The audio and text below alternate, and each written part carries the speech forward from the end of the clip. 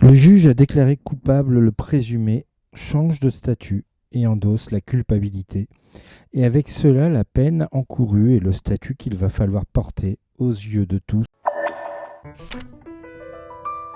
La chronique livre d'Olivier.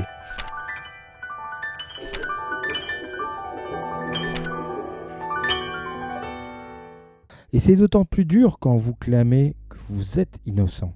Et si c'était vrai, se tromper de coupable a une double conséquence majeure.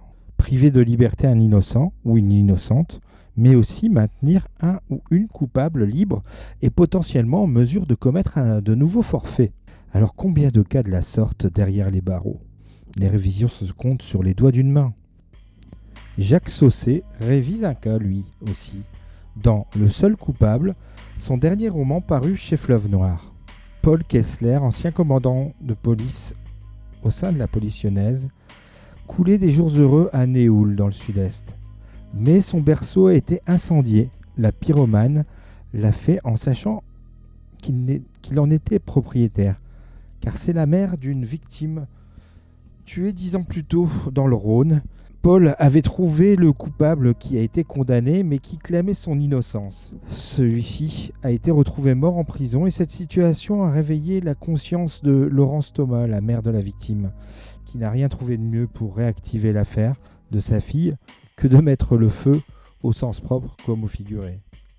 Et cela a fonctionné puisque Paul se remet à investiguer aux grandes dames d'Erika, la chef qui ne voit pas d'un bon œil la réouverture de l'enquête alors qu'elle doit faire face à un serial violeur qui sévit dans Lyon. Jacques Saussé n'est plus à présenter ici. L'Aigle Noir et plus récemment Ce qu'il faut de haine avaient été chroniqués sur ces mêmes ondes. Après avoir traité donc la haine et la vengeance, l'auteur explore ici la notion de justice, ou plutôt celle de rendre correctement la justice. Rendre justice s'appuie entre autres préalablement par une investigation sans faille pour proposer à l'inculpation la bonne personne. Et c'est là que le sens du récit addictif se met en place chez Jacques Saussé, en mettant de nouveau en scène celui qui avait mené la première enquête, Paul Kessler, sûr de son fait en 2014 et beaucoup moins aujourd'hui. Il mêlera subtilement passé et présent avec des personnages dont la psycho évolue quelque peu moins emballé que par Ce qu'il faut de haine. Le seul coupable reste un polar de bonne facture, qui sème le doute sur parfois des positions si péremptoires de la justice quand elle assène sa vérité sur la culpabilité d'un individu. Voilà donc pour le nouveau Jacques Saussé paru ces jours-ci. Je vous rappelle le titre, Le seul coupable, Jacques Saussé, et c'est édité chez Fleuve Noir. Bonne lecture et à bientôt. C'était vraiment très intéressant.